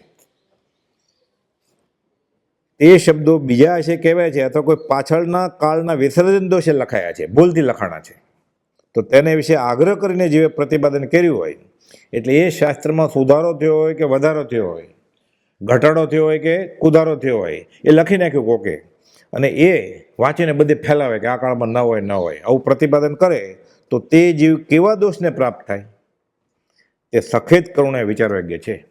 એટલે ક્યાંક વાંચી લીધું કે આ કાળે મોક્ષ ન હોય, આ કાળે કેવળ જ્ઞાન ન હોય, એટલે બધે નગારાની દાંડી હવે બુગલ બજાવ્યા કરે કે કોણે લખ્યું છે, ક્યારે લખ્યું છે, કેવા આશયથી લખ્યું છે, અથવા તો કાળના વિસર્જન દોષે લખાણું છે, અથવા ફેરફાર થઈ ગયો છે ભૂલથી. એમાં સત્પુરુષના આશય સમજ્યો નથી. એ બધે કહેતો ફરે કે આ કાળે કેવળ જ્ઞાન ન હોય, આ કાળે મોક્ષ ન હોય. ગોપાલદેવ એમ કે છે અમે તો એમ જ માનીએ છીએ કે આ કાળે મોક્ષ હોય, અમે તો એમ જ માનીએ છીએ કે આ કાળે કેવળ જ્ઞાન હોય. ના, એ ચોપડો ખોલે એટલે ગોપાલદેવ એ ચોપડો નહીં વાંચ્યો હોય ને, એમ થયું ને. એટલે આવું જે કરતો હોય, આવું પ્રતિપાદન જેણે કર્યું હોય, તે જીવ કેવા દોષને પ્રાપ્ત થાય તે સખેત કરુણાએ વિચારવા યોગ્ય છે. એટલે એ જીવ કેટલો ગુનેગાર હોય. આ માર્ગમાં આવીને વચનામૃત ખોલીને વાંચવા વળે આવું બોલે છે કે આ કાળે ન હોય એમ, કે ફલાણા શાસ્ત્રમાં લખ્યું છે. એ શાસ્ત્ર ગોપાલદેવ નહોતું વાંચ્યું, તે વાંચ્યું છે, મેં વાંચ્યું છે, ગોપાલદેવ નહોતું વાંચ્યું એ શાસ્ત્ર. એટલું બાકી રહી ગયું છે ગોપાલદેવને સમજવાનું. એ એમ કહે છે કે શાસ્ત્રો બધા અમારા અહીંયામાં છે, આગળ જઈને સૂત્ર લઈને ઉપદેશ નહીં કરવો પડે. પૂર્ણ વિતરાગ જેવો બોધ અમને સહેજે સ્મરણમાં આવે છે. એક શ્લોક સંભાળતા વાંચતા વિચારતા હજારો શાસ્ત્રોનું ભાન થઈ ઉપયોગ ફરી વળે છે. એને આ જે શાસ્ત્ર જે તું વાંચી આવ્યો છો ઉડતા કાગળિયા લાઇબ્રેરીમાં જઈને, એણે નહોતા વાંચે. આ પકડીને જે પ્રતિપાદન કર્યું હોય તે જીવ કેવા દોષને પ્રાપ્ત થાય તે સખેત કરુણાએ વિચારવા યોગ્ય છે. એ નિંદાપાત્ર નહીં, દયાપાત્ર છે એ જીવ, કે આનું થશે શું બિચારાનું. એ પાછો આ માર્ગમાં અહીંયા આવીને બોલે કે આ કાળે કેવળ જ્ઞાન ન હોય, મોક્ષ ન હોય. એ તો મૌન રાખે ને, હમણાં આવશે વાણી મૌનપણાને પામે તોય ઘણું કલ્યાણ થાય. એટલે બહુ ગહન સમજાયું છે આ કુપોલદેવે. હાલ જૈન સૂત્રોના નામે ઓળખવામાં આવે છે. એ જૈન સૂત્રો છે કે નહીં, જૈન સૂત્રો તરીકે ઓળખાય છે. એટલે નામ માથે લખ્યું હોય કે થાણાંગ સૂત્ર, અંદર વૈદરાજની બુક હોય તો ઉઠા ઉપર એમ લખ્યું છે ઉત્તરાધીન સૂત્ર, અંદર ક્યાંક બીજું પુસ્તક હોય તો. એટલે સત્પુરુષ નક્કી કરે ને. આ બારદાન જોઈને માલ લે છે, માલ પારખીને માલ નથી લેતો. નવો નોકર રાખેલો ને દુકાન ઉપર લખી નાખ્યું બધા ડબ્બા ઉપર, મીઠું હતું એની ઉપર લખી નાખ્યું સાકર. એ ખાય તો ખબર પડે ને, ભૂલથી લખેલું સાકર, એ મીઠું હતું, નમક. એટલે બારદાન જોઈને માલ લેશે એ ફસાશે, માલ ચકાસીને જે માલ લેશે ફસાશે નહીં. એટલે અંતરદ્રષ્ટિથી રાત નિહાળો, બાહ્ય દ્રષ્ટિ દુઃખદાય. સામાન્ય રીતે બાળા બોળા જેવો વરસના વતલદાડે મંદિરમાં આવ્યો હોય એટલે બારદાન જોઈને માલ લઈ લે. બાહ્ય ઉદય જોવે, ગરદી જોવે, ક્ષોપશમ જોવે, લાંબી જટા જોવે કે મુંડન જોવે, વેશ જોવે કે ફલાણા બાવાજી તો નગ્ન હતા. જ્ઞાન છે કે નહીં, ભાવ નગ્નતા છે કે નહીં, એ ન જોવે. એટલે કહે છે હાલ જેને જૈન સૂત્રો નામે ઓળખવામાં આવે છે તેમાં ક્ષાયિક સંકેત નથી એવું સ્પષ્ટ લખેલું નથી. જૈન સૂત્રો ગોપાલદેવ વાંચ્યા હોય એ સાચું કે આપણે વાંચ્યા હોય એ સાચું? લોકો એમ કે જૈન આગમમાં એમ કહ્યું છે, આ વેદાંત તો માને જ છે કે આ કાળે કેવળ જ્ઞાન છે. ખાલી જૈન આગમમાં ક્વચિત પ્રતિપાદન છે કે આ કાળે ન હોય એમ. એટલે ગોપાલદેવ કે હાલ જેને જૈન સૂત્રો નામે ઓળખવામાં આવે છે તેમાં ક્ષાયિક સંકેત નથી એવું સ્પષ્ટ લખેલું નથી. આ પ્રસંગ બનેલો છે અહીંયા જ. ગોપાલદેવ મુંબઈથી આવ્યા ને ખંભાતના ઉપાશ્રયમાં, હરકચંદજી મહારાજ પ્રભુશ્રીના ગુરુ, દીક્ષા ગુરુ, ક્યાંક વાત નીકળી ક્ષાયિક સંકેતની. એટલે હરકચંદ મહારાજ કે આ કાળે ન હોય ક્ષાયિક સંકેત. તો ગોપાલદેવ ક્યાં લખ્યું તો કે થાણંગ સૂત્રમાં. ગોપાલદેવ બતાવો તો થાણંગ સૂત્ર લેવા ગોતે, મળ્યું જ નહીં. પછી એટલે ક્યાંક એણે વાંચી લીધું હોય, કોકે લખ્યું હોય. એ લખનાર કોણ છે? દેવકુંજી મહારાજે કહેલું ને કે આગમ શું વાંચો છો? તો કે સુવિગળાંગ સૂત્ર ચીજ પોકલીના ઉપાશ્રયમાં મોયમાં. તો કે કોનું લખેલું છે? તો કે ભગવાનનું લખેલું છે. આગમ તો બધા ભગવાનની જ વાણી હોય ને. તો કે ભગવાનનું લખેલું છે કે બીજા કોઈનું લખેલું છે તમને કેમ ખબર? એટલે એમ કે આશાત ન કરે છે આ વેપારી. એટલે ભાગવા ગયા. એટલે પ્રભુ કે મેં એનો ડાબો સાથળ દબાવ્યો કે બેસ, હમણાં બધા ખુલાસા કરશે. એટલે આપણે જેને આગમ કહીએ છીએ લખ્યા છે કોણે? સ્થાનકવાસી હોય તો 32 આગમ માને, મૂર્તિ પછી હોય તો 45 માને. તો પછી એક પંથ આવ્યો ન હોય કે આ 32 ને 45 ખોટા છે, અમારા પંચ પરમ આગમ લ્યો. તો 5 સાચા, એ 32 સાચા કે 45 સાચા નક્કી કોણ કરે? અથવા મતો દર્શન ઘણા, કહે ઉપાય અનેક, તેમાં મત સાચો કયો? બને ને એ વિવેક. એટલે ભેદી વાત છે. એટલે હાલ જેને જૈન સૂત્રો નામે ઓળખવામાં આવે છે તેમાં ક્ષાયિક સંકેત નથી એવું સ્પષ્ટ લખેલું નથી કાંઈ. અને પરંપરાગત તથા બીજા કેટલાક ગ્રંથોમાં આ વાત ચાલી આવે છે, એમ વાંચેલું છે અને સાંભળેલું એ છે. પરંપરાગત એટલે આગળ કોઈએ કહ્યું હોય એના છેલ્લા કે હા અમને અમારા ગુરુજીએ કહ્યું છે આ કાળે ના હોય એમ. પછી એ પુસ્તકની જે કોપી થાય એની નવી આવૃત્તિમાં એમ જ હોય ને પાછું. એટલે પરંપરાગત એ ચાલ્યા કરે કે આમાં લખેલું છે. એમાં ઓલ્ડ ઇઝ ગોલ્ડ, એટલે કોઈ 500 વર્ષ જૂનું હોય ને એમાં લખેલું છે. પણ 500 વર્ષ જૂનું ખોટું ન હોય. ત્યારે બધા કેવળી જ હતા, બધા જ્ઞાની જ હતા, બધા સંકેતી હતા. ગામ હોય તો ઉકોડો હોય જ ને. ભગવાન મહાવીરના સમયમાં ઉકોડો હોય ને અત્યારે હોય. ત્યારે એમને ઢગલો હોય, ત્યારે પ્લાસ્ટિકના ટોપલામાં નાખતા હોય, એ બીજી વાત. ગામ હોય તો ઉકાળો હોય. એટલે કહે છે અમે સાંભળ્યું છે કે આવું લખેલું છે. અને તે વાક્ય મિથ્યા છે કે મૃષા છે એમ અમારો અભિપ્રાય નથી કે અમે સીધું એમ નથી કહેતા ખોટું છે. સામાન્ય રીતે સાચું જ છે કે આ કાળે જ્ઞાન ક્યાંથી હોય? લોકોમાં આચરણ જ નથી તો, સદાચાર નથી, નીતિ નથી તો, ત્યાગ વૈરાગ નથી તો. એટલે બધા ઢોંગી ગુરુ છે. બધી વાત સાચી છે પણ એકાંત નહીં, કોઈક એવાય હોય. એમ તે વાક્ય જે પ્રકારે લખ્યું છે તે એકાંત અભિપ્રાય જ લખ્યું છે એમ અમને લાગતું નથી કે ન જ હોય એમ. આ નિયમ નથી કાંઈ કે આ કાળે કેવળજ્ઞાન ન હોય, આ કાળે મોક્ષ ન હોય, આ કાળે ક્ષાયિક સંકેત ન હોય. નિયમ નથી, એકાંત નથી કાંઈ. હોય એકાદ નીકળી જાય એમ. ક્લાસ ટીચર ખીજાય ને છોકરા ભણતા ન હોય એટલે એમ કે આ વખતે કોઈ બોર્ડમાં પાસ જ નથી થવાના. એટલે કે 100% ફેલિયર ન થાય, પણ એને 100% રિઝલ્ટ જોતું છે, એને બદલે 60 જ આવવાનું હોય એટલે એમ કે. એટલે બધા બહુ મહેનત કરે એટલે પછી 80-90% રિઝલ્ટ આવે. તો એ 5-10 ફેલ થાય પણ એમ કે આ વખતે એવો કોઈ લાગતો જ નથી આમાંથી પાસ થશે એવું. એટલે 40 છોકરો થોડા ફેલ થવાનો હોય. પણ પુરુષાર્થ પ્રેરક વાણી હોય એટલે આવું કયું હોય ક્યારેક. એટલે ગોપાલદેવ કહે છે એકાંત અભિપ્રાય જ લખ્યું છે એમ અમને લાગતું નથી. કદાચ લખેલું હોય તો પણ એ ત્યારે એ જેણે લખ્યું છે એનો આશય બીજો હતો, એની સામે એવા જીવો હતા એટલે એમ કહ્યું પુરુષાર્થ પ્રેરક વાણી કે આ પંચમ કાળ છે, બહુ અઘરું છે, તો વધારે મહેનત કરવી પડશે. એટલે ભડકાવવા માટે નહીં, કે આ કળિયુગ છે, આ પાંચમા વાળો છે, ધર્મ થાય જ નહીં, હવે જાઓ ભાગી જાઓ, મજા કરો, પછી ફરીવાર માણસ થાવ ત્યારે આવજો ચોથા કાળમાં, સતયુગમાં. એમ નહીં, સામેવાળો જીવ વધારે પુરુષાર્થ કરે એટલે ક્યારેક જ્ઞાની આવું બોલ્યા હોય, એ પકડી લીધું, નિયમ બનાવી લીધો કે જો ફલાણામાં લખ્યું છે શાસ્ત્રમાં કે આ કાળે ક્ષાયત સંકેત ન હોય. આ કુપાલો સમજે ને, આ કોણ સમજે? આ કુપાલો સમજાવ્યું તો આ પત્ર ઓપ્શન ન જ હોય, પાછો આખું વચનામૃત મળ્યો હોય, આ પત્ર ખ્યાલ જ ન હોય. એટલે પ્રભાવ ન થાય કે વિરાધના થાય છે, વિરાધના થાય. એટલે કુપાલોને ઢાંકે અને એને એમ થાય હું માર્ગને પ્રભાવ ના કરું છું. આ નિંદાપાત્ર ને દયાપાત્ર છે કુપાલો કે છે. કદાપી એમ ધારો કે તે વાક્ય એકાંત એમ જ હોય, એમ નથી, પણ માની લ્યો કે એમ છે કે આ કાળે ન હોય એમ, તો કોઈ પણ પ્રકારે વ્યાકુળપણું કરવું યોગ્ય નથી. કારણ કે બધી વ્યાખ્યા જો સત્પુરુષના આશયથી જાણી નથી તો પછી સફળ નથી. એમાં કદાચ એમ લખ્યું હોય ને તો એ સત્પુરુષ કે આમાં આમ કેમ લખ્યું છે કે આ કાળે મોક્ષ ન હોય, પછી સત્પુરુષ ગોપાલદેવ સમજાવે કે કેમ લખ્યું છે તો કામનું. આપણી બુદ્ધિથી એનો અર્થ કરે એમ ન ચાલે. કદાચ એમ લખ્યું સાચું હોય તોય પછી કે એકાંત નથી, અમે મોક્ષમાં છીએ. આ ગુરુગમ કહેવાય. અંબાલભાઈ પકડી લે, સૌભાગભાઈ પકડી લે, પ્રભુજી પકડી લે. એટલે કઈ નર પંચમ કાળ મેં દેખી વસ્તુ અભંગ, જેને શ્રદ્ધા થાય એ છૂટી જાય, બાકી બધા રહી જાય.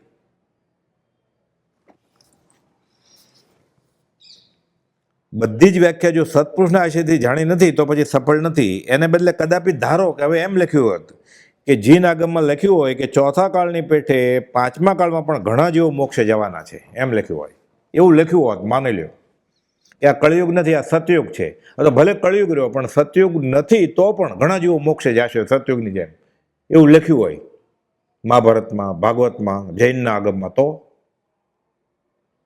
તમને શું ફાયદો જો પુરુષાર્થ નહીં કરો તો? આ કાળમાં સંકિત તો છે, તો તે નથી માન્યું કાંઈ, તો તને શું ફાયદો? એટલે કહે છે જીન આગમમાં લખ્યું હોય કે ચોથા કાળની પેઠે પાંચમા કાળમાં પણ ઘણા જેવો મોક્ષ જવાના છે, તો તે વાતનું શ્રવણ કંઈ તમને અમને કંઈ કલ્યાણ કરતા થાય નહીં. પુરુષાર્થ ન કરે તો એને શું ફાયદો? એણે સાંભળી લીધું કે આ કાળે ઘણા જેવો મોક્ષ જશે, બસ હું જાઉં છું રાતના 11 વાગે આઈસ્ક્રીમ ખાવા. તને તો એ વાક્યનો ફાયદો છે જ નહીં ને કાંઈ. અથવા મોક્ષ પ્રાપ્તિનું કારણ એ જીવને કંઈ થાય નહીં, કારણ કે મોક્ષ પ્રાપ્તિ જે દશાને કઈ છે તે જ દશાની પ્રાપ્તિ સિદ્ધ છે, ઉપયોગી છે અને કલ્યાણ કરતા છે. સાંભળ્યું ખાલી કે આ કાળે મોક્ષ જવાય, આ કાળે કલ્યાણ થાય, આ કાળે ઘણા જેવો મોક્ષ જશે, તે સાંભળીને તને શું ફાયદો? તું તો જવાનો જ નથી, તો તારે તો ખાલી સાંભળવાનું જ રહ્યું ને. એમ કહ્યું કે આ કાળે 100% રિઝલ્ટ આવવાનું છે, પણ એ ભણવાનું નથી એટલે એનું તો આવવાનું જ નથી. કેમ કે આ વખતે ઘણા જણને પાસ કરવાના છે, 90% પાસ કરવાના છે, પણ એ ભણે જ નહીં એટલે 10% ફેલ કરવાના ને એમાં નંબર લાગશે. પછી મોક્ષ પ્રાપ્તિ જે દશાને કઈ છે તે જ દશાની પ્રાપ્તિ સિદ્ધ છે, ઉપયોગી છે, કલ્યાણ કરતા છે. શ્રવણ તો માત્ર વાત છે, તેમજ તેથી પ્રતિકૂળ વાક્ય પણ માત્ર વાત જ છે. એ બે લખી હોય અથવા એક જ લખી હોય અથવા વગર વ્યવસ્થાએ રાખ્યું હોય તો પણ બંધ કે મોક્ષનું કારણ નથી. ખાલી સાંભળ્યું ને કે છે કે નથી, ખાલી વાંચ્યું છે કે નથી, તને શું ફાયદો? માત્ર બંધ દશા તે બંધ છે, મોક્ષ દશા તે મોક્ષ છે, ક્ષાયિક દશા તે ક્ષાયિક છે, અન્ય દશા તે અન્ય છે. શ્રવણ તે શ્રવણ છે, મનન તે મનન છે, પરિણામ તે પરિણામ છે, પ્રાપ્તિ તે પ્રાપ્તિ છે, એમ સત્પુરુષનો નિશ્ચય છે. એમાં લખ્યું હતું આ કાળે મોક્ષ છે, આ કાળે મોક્ષ નથી, આ કાળે ક્ષાયિક સંકેત છે, આ કાળે ક્ષાયિક સંકેત નથી. તે સાંભળ્યું, તે વાંચ્યું, તને શું ફાયદો જો તું પુરુષાર્થ ન કરતો?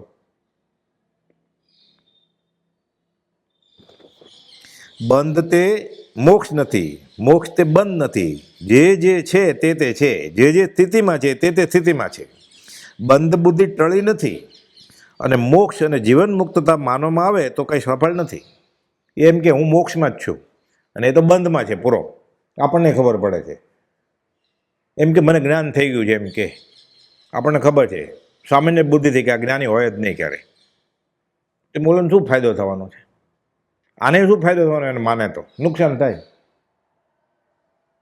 એ દશા હોય તો ને. એટલે કે છે મોક્ષ જીવન મુક્ત માનવામાં આવે તો કંઈ સફળ નથી, તેમ અક્ષયિક દશા ક્ષયિક માનવામાં આવે તો તે પણ સફળ નથી. એટલે કોઈ એમ કે હા આ કાળે ક્ષયિક સંકિત છે ને અમને છે, તો માની લે તો કંઈ ફાયદો નથી. એટલે શું કહે છે? માનવાનું ફળ નથી, દશાનું ફળ છે. એટલે માની લે કે આ કાળે છે તોય ફળ નથી, એ પ્રમાણે દશા ન આવે તો, અને ન માને કે આ કાળે ન હોય તો એને કંઈ ફાયદો થવાનો જ નથી. એટલે કે માન્યતાનું ફળ નથી, દશાનું ફળ છે. તું મહેનત કરી જો, તું સત્પુરુષના વચન વિચાર, પછી તને ખબર પડશે કે આ કાળે હોય શું ન હોય શું. પછી યોગ્ય લાગે કરજે. આ વગર વાંચે વગર વિચારે કોટ્યાવધી યોજનો ચાલ્યા કરે છે અંધારામાં. અને કોઈક બોલ્યો હોય, વાહ વાયાને નળિયું ખસ્યું તે દેખીને કૂતરું ભેસ્યું. બહુ વંટોળિયું આવે ને એટલે પેલા નળિયા હતા ને એ હલ્લે ખસે, અવાજ આવ્યો એટલે કૂતરું ભૂગ્યું કે ચોર. કોઈ કહે મેં દીઠો ચોર, ત્યાં મચ્યો શોરભ કો. આ કાળે નથી શાયક સંકેત, આ કાળે કેવું જ્ઞાન નથી. ચાલ્યું છે જૈનમાં તો ચાલ્યું છે, ગોપાલદાન માર્ગમાં ચાલ્યું છે. એટલે ગોપાલદાન ગુણઠાણામાં આપે.